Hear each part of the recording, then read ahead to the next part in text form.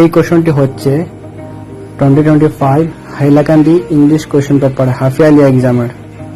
এটা upcoming exam যেমন matric, final exam এবং আপকামিং প্রি টেস্ট এক্সামের জন্য এই কোশ্চেনগুলি খুবই গুরুত্বপূর্ণ।